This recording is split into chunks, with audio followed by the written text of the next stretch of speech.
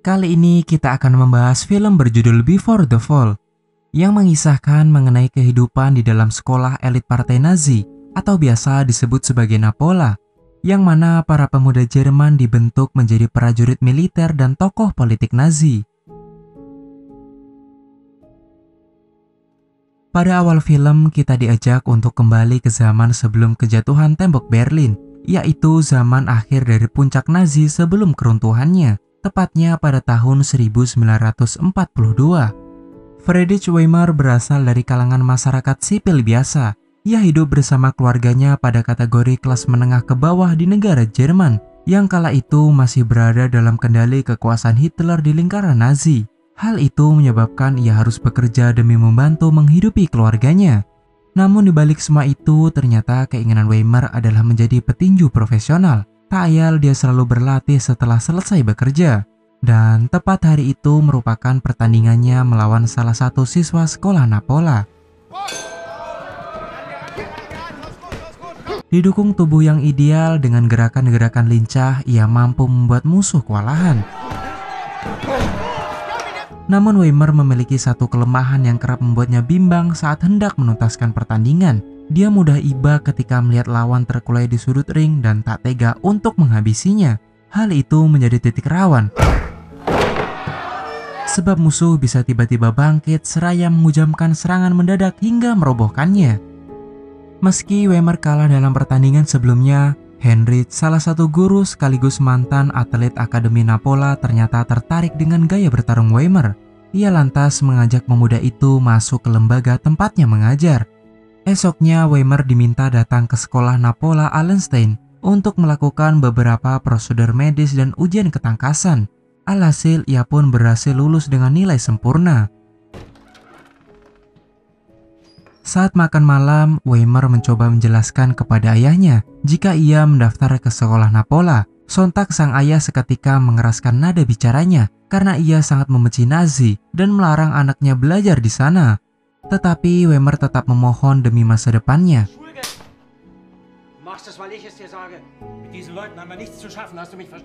Perkataan itu menyudahi perdebatan mereka, berharap mencegah putranya jatuh ke dalam didikan kaum fasis. Setelah itu Weimer diminta sang ayah untuk bekerja di sebuah pabrik dalam 1 bulan penuh. Meski demikian, Weimer tetap bersikeras. Saat seisi rumah terlelap, Weimer diam-diam kabur untuk menggapai cita-citanya di sekolah Napola dan meninggalkan sepucuk pesan kepada orang tuanya yang ditinggalkan di meja makan. Isi pesan tersebut berupa ucapan maaf untuk ibunya. Sedangkan jika sang ayah menariknya keluar dari Napola, Weimer akan melaporkannya kepada Gestapo tentang hal buruk yang ia katakan, membuat sang ayah kecewa dan marah besar. Dengan menumpang orang-orang yang searah dengan tujuannya, ia pun tiba di sekolah Napola Allenstein dan langsung disambut oleh Heinrich. Kemudian membantunya mendapatkan atribut perlengkapan. Weimer juga dibantu oleh Christoph menuju kamarnya, sekaligus sedikit menjelaskan peraturan kerapian loker serta barang-barangnya, atau pengawas akan membuang semuanya. Dan benar saja, setelah menghadiri upacara penyambutan siswa baru, seorang senior yang juga pengawas membuang semua barang-barang Weimer dan menghadiahi hukuman push up. Beruntung aksi itu dihentikan oleh Heinrich. Weimer pun mendapat toleransi, lagi pula ia adalah siswa baru. Begitu ketatnya sekolah itu, sampai-sampai mereka dilarang berbicara saat lampu sudah dimatikan, menyela pertanyaan Weimer soal ranjang di sebelahnya yang kosong. Setelah terlelap, Weimer terbangun secara tiba-tiba di tengah malam. Ia tak sengaja melihat kedatangan seorang siswa yang berbeda dengan kebanyakan siswa lainnya. Paginya, Weimer pun dibantu untuk merapikan tempat tidurnya, yang tidak lain adalah siswa baru tadi malam bernama Albrecht, teman sekamarnya. Mereka pun mulai berkenalan satu sama lain. Hari-hari selanjutnya, siswa-siswa itu dididik dengan keras. Berbagai macam metode pelatihan diajarkan sebagai dasar membentuk fisik yang kuat.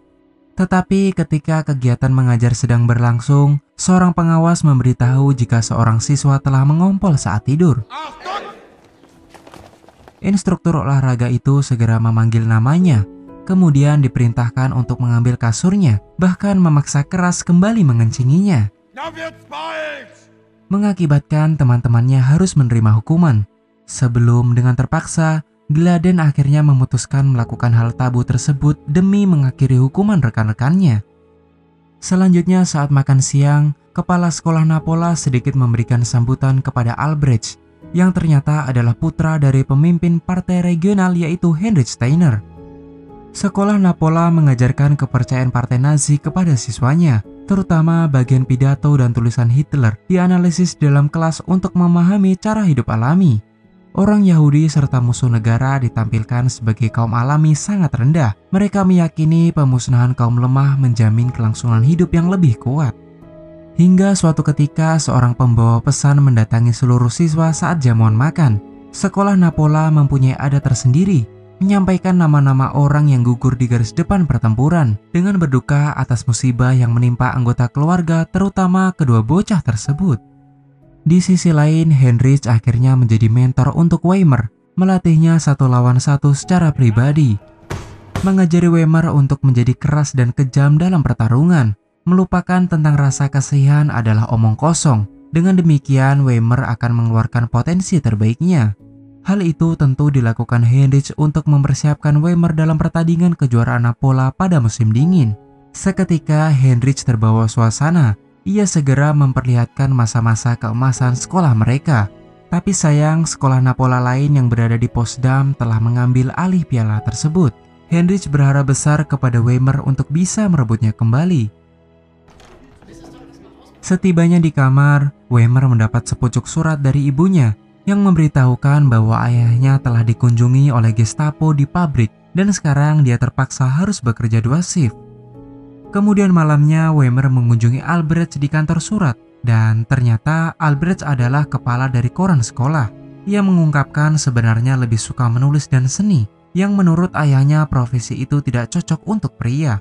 Bahkan ibunya sendiri menganggap jika benar tulisan Albrecht sangatlah mengagumkan, tetapi ia tidak benar-benar membacanya sampai akhir, meskipun pada akhirnya sama tidak tertariknya.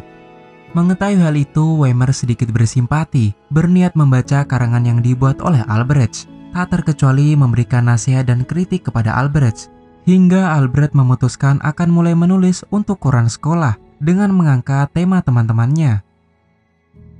Cerita berlanjut kepada pertandingan Weimar pertama kali di ring Napola, dengan peraturan bertarung sampai KO untuk menjadi pemenang. Meski awalnya cukup menyulitkan, Weimar secara bertahap berhasil memukul jatuh lawannya ke sudut ring. Namun lagi-lagi ia hanya terdiam merasa iba. Berkat dorongan mentor dan rekan-rekannya, Weimar tanpa belas kasih memberikan pukulan knockout yang brutal kepada lawannya. Weimar pun keluar menjadi pemenang. Para petinggi yang melihat kemampuan Weimar begitu mengapresiasinya, bahkan berjanji jika sekolah mereka berhasil merebut piala Potsdam, sang kepala sekolah dengan senang hati akan menempatkan Weimar di sekolah olahraga yang ada di Berlin. Semua orang tampak antusias, begitupun Weimar. Namun di lain sisi tidak dengan Albrecht. Membawa wajah dingin, ia belak-belakan mengatakan tidak perlu sekejam itu demi kemenangan. Tapi bisakah Weimar meraih kemenangannya dengan cara atau akhir yang berbeda? Suatu pagi, seorang pengawas mendapati bahwa Gladden kembali mengompol saat tertidur. Tanpa rasa bersalah, ia menggunakan momen itu untuk mengancam Gladden dan memberikannya sejumlah uang jika tidak ingin hal memalukan itu dilaporkan kepada instruktur. Gladden hanya terdiam ketakutan karena memang tidak mempunyai uang. Sebelum Weimar tak sengaja melintas dan menanyakan perihal masalahnya, tetapi Gladden tidak menjawabnya. Selanjutnya, siswa laki-laki kelas 7 dibawa ke parit dekat halaman sekolah, di mana sang instruktur olahraga memperagakan cara penggunaan granat tongkat. Kemudian satu persatu siswa harus mempraktekannya, termasuk Albrecht yang sukses melakukannya. Sampai seorang pemuda bernama Martin justru panik, malah menjatuhkan granat yang dipegangnya, membuat sang instruktur berteriak kepada semua orang untuk menjauh dari parit. Hingga secara mengejutkan, tiba-tiba Gladden menerobos barisan, lalu menimpa granat itu menggunakan tubuhnya, sebelum akhirnya meledak, menyisakan percikan darah ke teman-temannya. Peristiwa mengerikan itu mengakibatkan luka mendalam bagi siapa saja yang terlibat. Terlebih bagi Steiner yang datang berpidato ke pemakaman, memuji Gladen sebagai pahlawan sejati karena dengan berani mengorbankan nyawanya tanpa keraguan sedikit pun demi kehidupan 20 teman seangkatannya. Untuk itu, Gladen mendapatkan penghargaan medali life saving yang ditancapkan ke peti matinya. Sedangkan nasib Martin harus dikeluarkan dari sekolah Napola di hadapan teman-temannya. Sementara di suatu waktu, Albrecht mengundang Weimer ke rumahnya pada hari Minggu untuk merayakan ulang tahun ayahnya. Disuguhi makan malam spesial oleh istrinya dan sekelompok teman-temannya dari partai Nazi. Tiba di saat momen Albrecht ingin membacakan sedikit puisi yang ia buat, tetapi justru sang ayah segera menyalanya dan mengatakan kepada rekan-rekannya dari partai bahwa Albrecht akan menjadi seorang perwira Waffen SS setelah menyelesaikan sekolahnya. Steiner tidak membuang waktu hanya untuk mengkritik anaknya karena sikapnya yang sopan dan kurangnya bakat atletik. Steiner jauh lebih tertarik kepada Weimer, kemudian mengajak mereka semua ke gudang bawah tanah, di mana kedua sahabat itu dipaksa untuk bertanding 1 lawan 1 di ring tinju sederhana. Tapi dalam benak Weimer tentu itu merupakan hal tak sepantasnya karena melawan sahabatnya sendiri. Sementara Albrecht terus melancarkan pukulan, ia tidak ingin dianggap pecundang dan lemah oleh ayahnya, membuat Weimer terpaksa membalasnya untuk menyudahi pertandingan tersebut. Tampak keduanya tidak begitu akrab setelah pertandingan yang lalu. Sebelum sekelompok kendaraan militer tiba di sekolah pada malam hari, seluruh siswa kelas 7 dipanggil keluar, di mana Steiner memberitahu mereka bahwa sekelompok tawanan Uni Soviet telah mengalahkan 2 penjaga mereka, mencuri senjata dan melarikan diri ke sebuah hutan dari desa terdekat. Pemuda-pemuda itu dipersenjatai dengan sebuah senapan, kemudian mengirimnya ke hutan untuk mencari mereka. Weimer dan Albrecht ditugaskan ke kelompok yang sama, berakhir jauh masuk ke dalam hutan yang dingin, membuat mereka sedikit ragu dan ketakutan.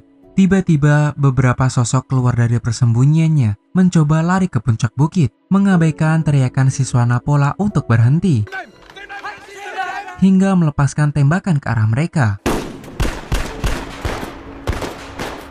Saat mendekat, betapa terkejutnya kelima orang itu bahwa ternyata tidak ada tawanan bersenjata, melainkan hanya anak laki-laki tidak lebih tua dari siswa Napola. Albrecht yang ketakutan segera membalut luka seseorang yang masih hidup, berharap bisa membantunya menghentikan pendarahan. Tetapi ayahnya datang bersama rombongan pencarian dengan kejam mengakhiri hidup lelaki malang tersebut. Hal itu membuat Albrecht begitu tertekan. Ia tidak menyangka telah membunuh seseorang. Di sisi lain, Weimer yang juga menyesal terlibat adu jotos dengan rekannya hanya karena bertanya soal penembakan tadi. Beruntung perkelahian itu segera dipisah oleh Heinrich. Kemudian sekelompok siswa dibawa kembali ke sekolah. Mereka melihat sisa tawanan perang sedang dikumpulkan dan menyusul mendengar rentetan tembakan panjang. Weimer pun berakhir mendapat hukuman 1 hari dalam sel penjara akibat kekacauan ketika menjalankan misi. Sedangkan Albrecht dan Christoph masih trauma dengan apa yang baru saja terjadi. Di kelas pada hari berikutnya, suasana tampak berbeda. Apalagi Weimer tidak hadir dalam kelas tersebut karena masih menjalani hukuman. Saat Heinrich datang, mereka diberi tugas untuk menulis sebuah karangan tentang pemandangan musim dingin sebagai latar kisah kesatria Jerman. Albrecht yang telah menyelesaikan karangan segera membacakannya di depan kelas. Dengan berani dia mengutuk eksekusi tawanan perang Soviet sebagai tindakan kriminal, dan partisipasinya di dalamnya adalah sebuah kejahatan, di mana mereka tidak bersenjata seperti apa yang dikatakan ayahnya sendiri. Seketika ia pun langsung diusir keluar oleh Heinrich. Marah atas karangan tersebut, Steiner belak-belakan mengatakan kepada Albrecht telah mencemarkan nama baiknya dan menghancurkan segala apapun yang telah ia capai. Albrecht pun diminta membuat karangan baru dengan menuliskan permintaan maaf atas pernyataan sebelumnya. Sampai-sampai Albrecht dikeluarkan dari sekolah untuk bergabung dengan Waffen SS berperang di front timur. Sementara Weimer yang baru saja bebas tidak tahu menahu soal kejadian tersebut. Ia hanya mendapat kabar jika Albrecht telah memfitnah ayahnya. Penuh kecemasan, Weimer tergesa-gesa menemui Albrecht, hanya untuk mengatakan apakah Albrecht tidak bisa melakukan dengan cara lain seperti apa yang ia katakan sebelumnya. Namun kali ini Albrecht benar-benar tidak bisa melakukannya karena takut setelah apa yang telah terjadi. Meski perbuatannya tidak bisa menyelamatkan orang lain, paling tidak bisa menyelamatkan dirinya sendiri. Sehingga Weimer dengan lantang mengatakan bahwa Albrecht adalah orang egois. Pada akhirnya kedua orang itu tenggelam dalam penyesalan.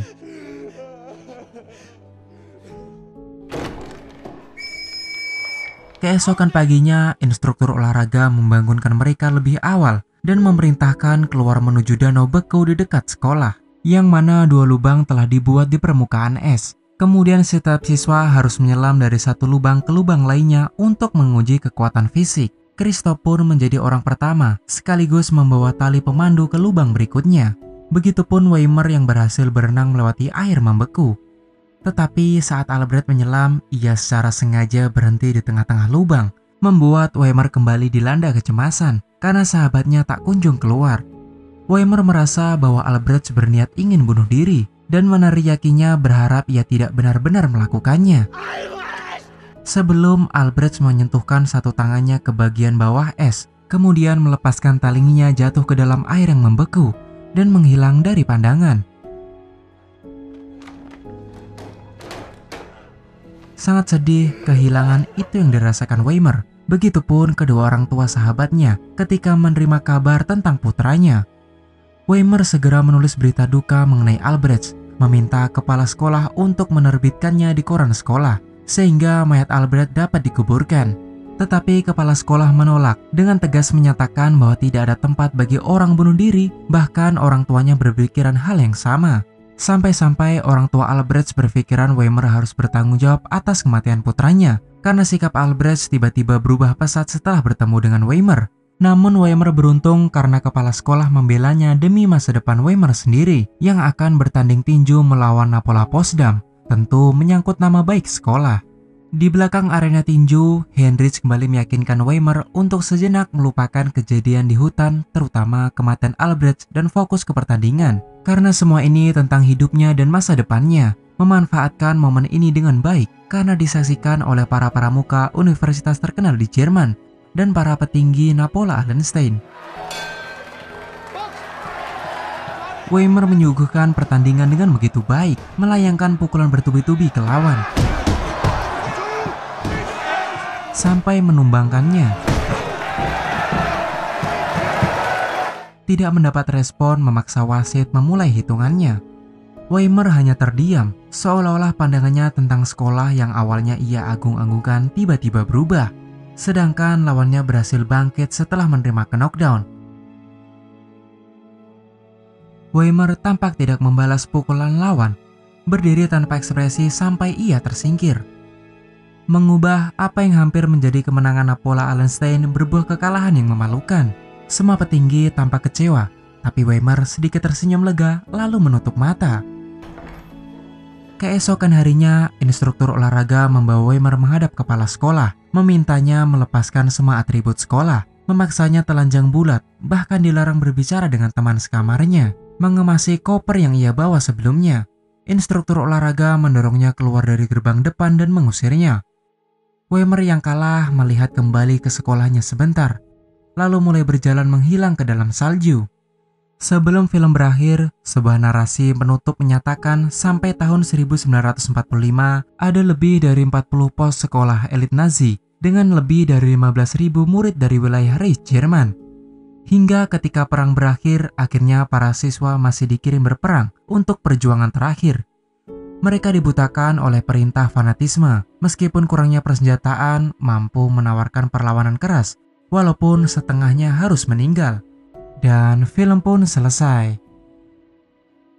Film ini menyuguhkan kepada kita akan kesadaran mendalam tentang sebuah hal yang mungkin terjadi di mana saja, bahwa kapanpun, dimanapun berlangsung sebuah rezim dengan ambisi penuh kebrutalan akan melahirkan sebuah tragedi kemanusiaan yang mengerikan. Sedikit beropini terutama pada adegan akhir pertandingan Weimer, di mana pandangannya terhadap sekolah yang ia agungkan berubah seketika melihat kekejaman dan kerasnya para petinggi, seperti melatihnya menjadi monster. Tidak ada tempat di muka bumi ini bagi kekerasan, rasisme, serta imperialisme, dipandang sebagai sesuatu yang tidak dibenarkan dengan alasan apapun. Mungkin kalian yang ingin berpendapat tentang film ini silahkan komentar di bawah. Bagi kalian yang sudah menonton video ini hingga selesai, saya ucapkan terima kasih. Semoga kata-kata saya tidak menyinggung pihak lain dan masih sopan bagi kalian yang mendengar. Sekali lagi saya ucapkan terima kasih. Dan sampai jumpa di next video.